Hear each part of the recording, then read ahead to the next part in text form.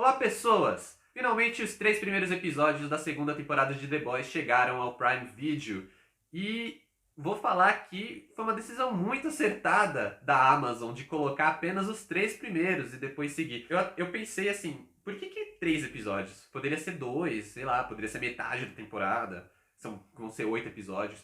Mas eles colocaram 3 e quando eu terminei de ver o terceiro, eu entendi que eles formam uma unidade ali bem interessante como um primeiro ato mesmo. Muito do que a gente vai esperar na temporada já tem o tom aqui. A primeira temporada ela tem um momento ali onde ela quebra em duas, assim, acho que é por volta do episódio 7, eles mudam um pouco o foco, introduzindo outros personagens, etc. E aqui ela já aparece bem redondinha. Então, assim, acho que a maioria dos assuntos que vão ser tratados na segunda temporada já estão plantados nesses 3 primeiros, que, como eu falei, funcionam como uma unidade. Por sinal, a temporada já chega com o pé na porta, porque eles já chegam com Sympathy for the Devil dos Rolling Stones, que é a música, acho que perfeita para apresentar o personagem do Giancarlo Esposito, o Mr. Edgar. Se a gente tinha alguma dúvida de que ele ia ser um filho da puta, não existem mais. Mas não só isso, eu gostei muito de como esses 3 primeiros episódios trabalharam não apenas os núcleos de personagens, né? Porque, claro, tem personagem que vai interagir mais com um ou outro,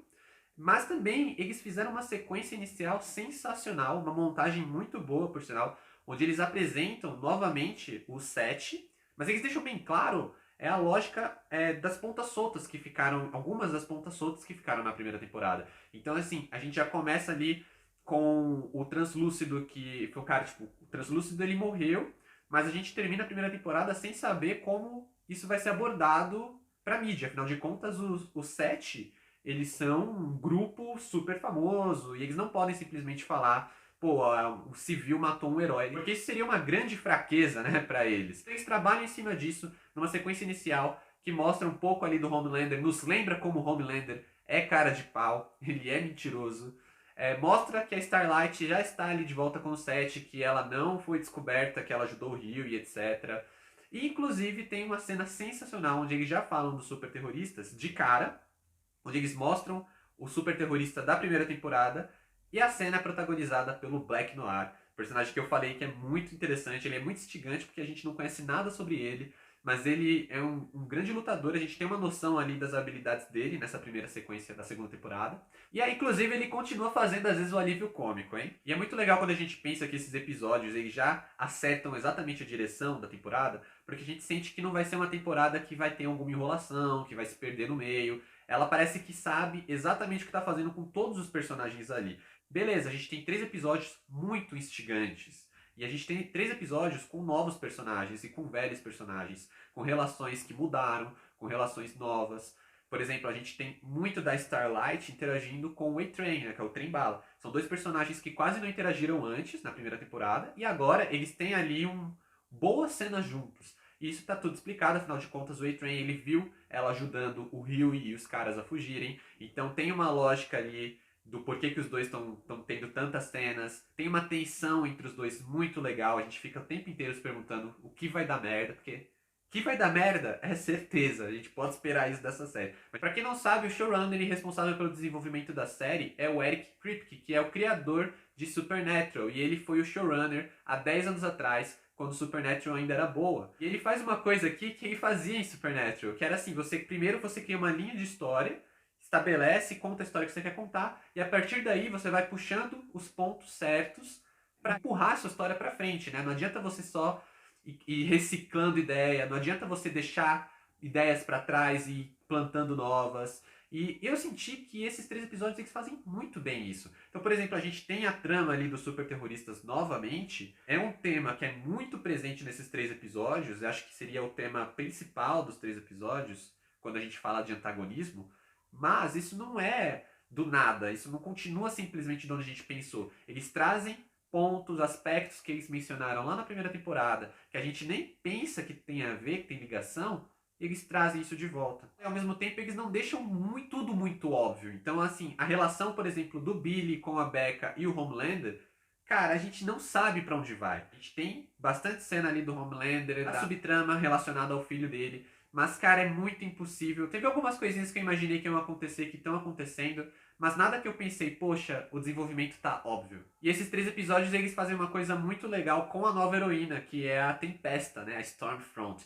No primeiro episódio da primeira temporada, a gente tem o Billy explicando que os super-heróis não são esses caras legais que parecem. Mostra pro Rio um bar de super-heróis, em tese, onde os super-heróis podem fazer o que quiserem sem nenhuma consequência, né? Eles fazem de tudo e não importa se é certo ou errado.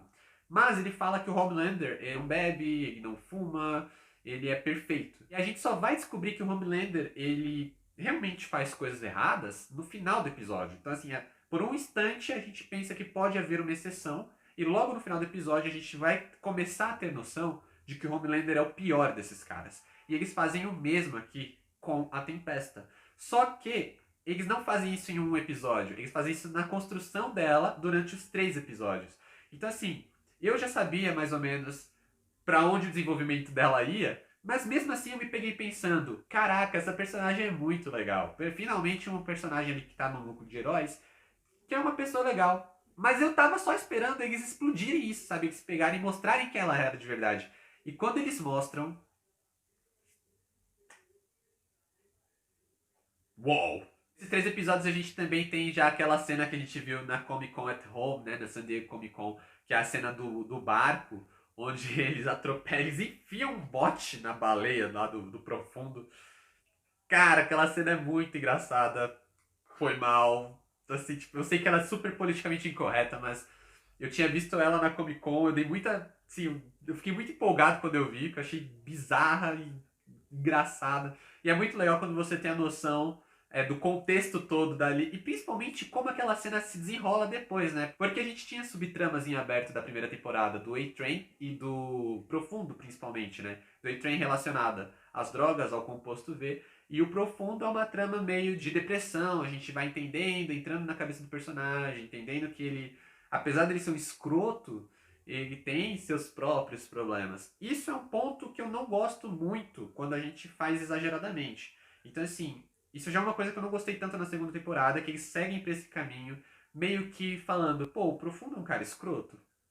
É, mas ele não é um cara mau. Ele tem problemas, ele sabe, ele é depressivo, ele não se dá bem com o próprio corpo. Gente, tem personagens que é muito mais legal quando eles são simplesmente filhos da puta. É por isso que o Homelander é um personagem muito legal. Ele é um babaca, mas é um personagem muito legal.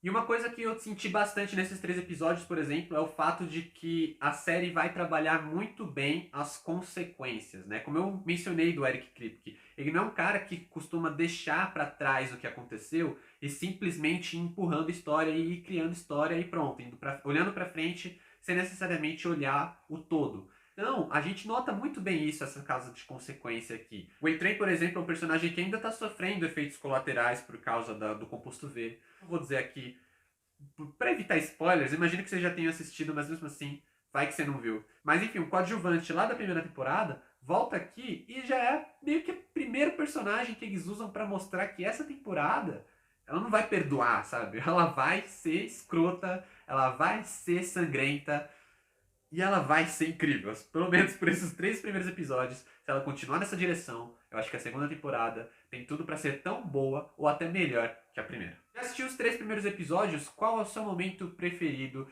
Tá com hype pra segunda temporada? Deixa aqui nos comentários. Valeu, falou e até a próxima.